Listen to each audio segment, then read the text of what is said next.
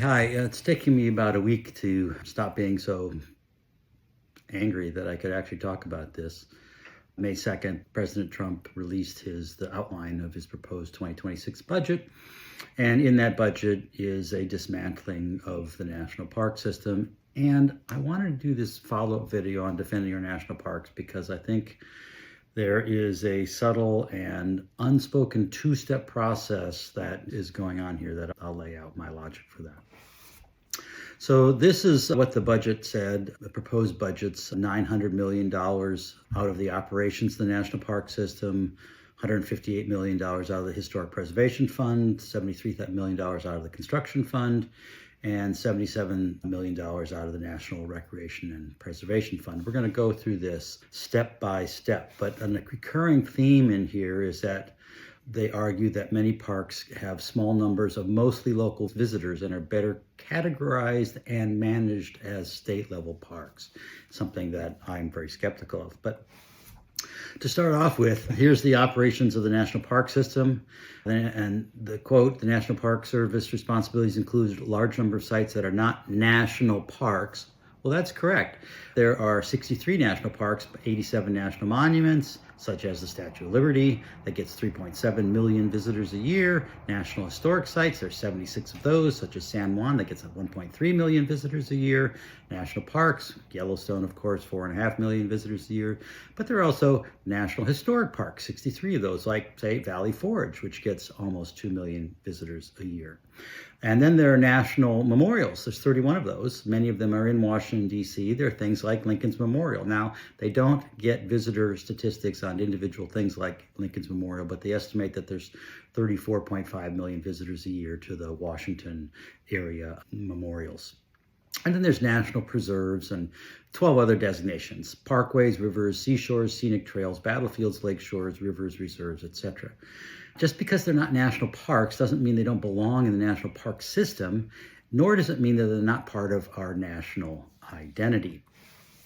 So if you look at visitation, sure, national parks down at the bottom here have the largest fraction of our visitors, but national recreation areas, which I didn't even mention, is the second largest visitation. National memorials also get a lot of visitation. National parkways. Now, a national parkway, it's a road, and therefore, should it be in the national park system? I guess it's debatable where it could have been, but it is part of our national identity, and so that's where these things sit. So there's lots and lots and lots of things that get lots and lots of visitation, and I have to tell you, the National Park Service keeps track of visitation, but they don't keep track of where those visitors are from. So when the Trump administration says that these are mostly local visitors, I think they have no idea about that.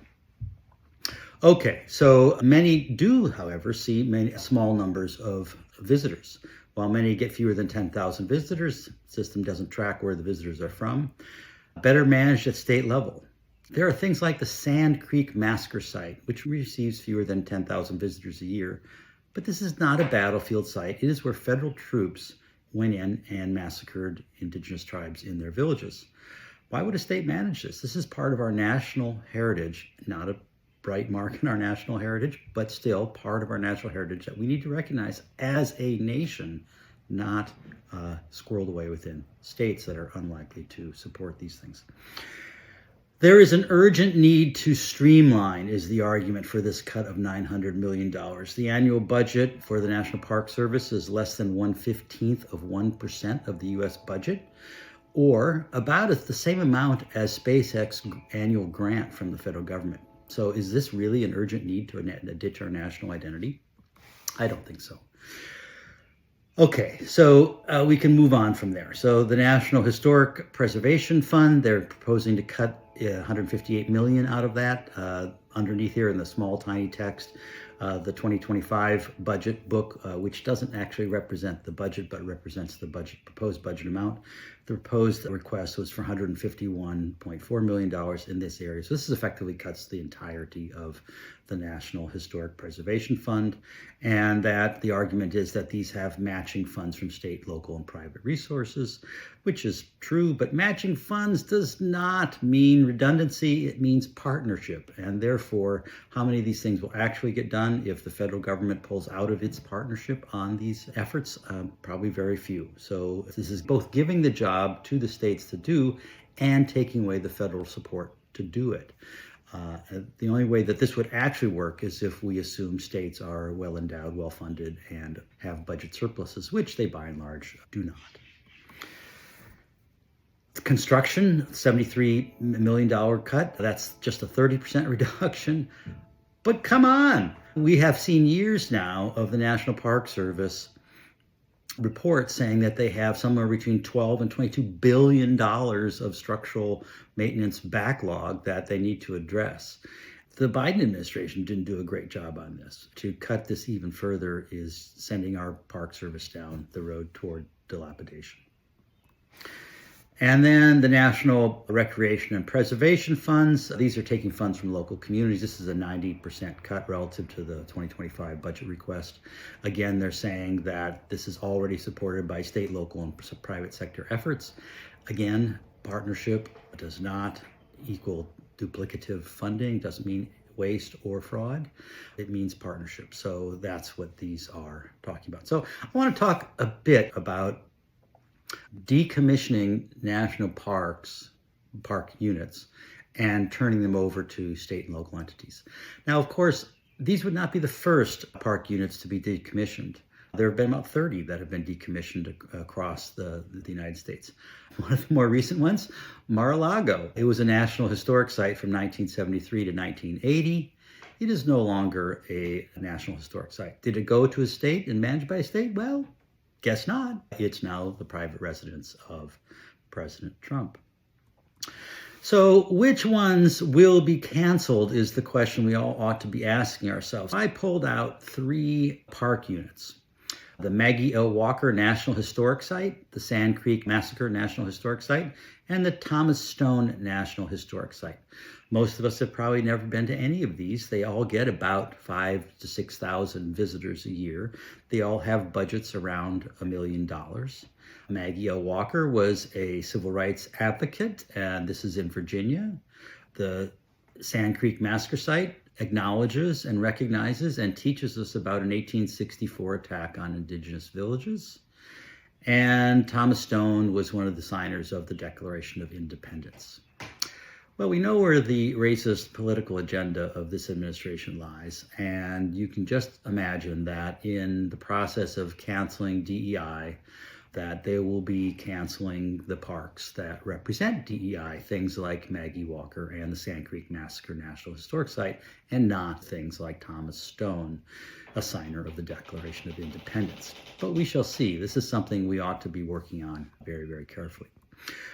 The other thing I want to finish with is that there's some logic associated with this math. Decommissioning a park takes time and resources. No specific parks have been called out for decommissioning. This is not where the immediate jobs are coming from. The National Park Service had about 20,000 employees in 2023. About 14,500 of those were in parks. The 30% operational budget cut is expected to cost the National Park Service about 6,000 jobs. These represent some reduced staffing in parks. I collaborate with Park Service people, and many people at the higher levels in the Park Service are taking early retirement. I've heard that there's something on the order of 100 of the close to 400 units that don't have a supervisor at the moment because they're taking early retirement. But they're also strongly reducing or eliminating regional offices and support offices like the Climate Change Response Program, which is being asked to close down. In my earlier video, I talked about how important they are for supporting these smaller parks. So step 1 of this process is going to be cutting all that interstitial tissue out of the national park. Step 2 will be decommissioning parks, and you can bet that the fiscal year 2027 is going to have another massive reduction of the National Park Service as they actually get a plan to take park units out of the Park Service. Just to remind you that the National Park Service had about 331 million visitors in 2023.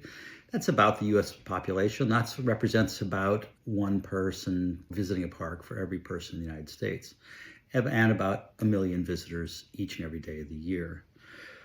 Now, the park does take statistics on who visits parks, and you can imagine that parks are highly skewed with respect to racial representation. The national survey conducted for the Park Service by Northern Arizona University back in 2000 showed that 36% of white Americans that are not of Hispanic origin had visited a national park within the previous 2 years. 27% for Hispanic Americans, and for African Americans, only 13%. Now, I think things are getting better, have gotten better. The Obama administration went to great lengths to try and make these better. But these are not great statistics. And you can see that if we think of the National Park Service as representing our nation as a whole, cutting parks that represent that sector of society that least visits parks is the worst possible thing that we can do. So this is another video to spur you to talk to your representatives about these cuts. They're terrible. We have to make some noise about them. Thanks for listening.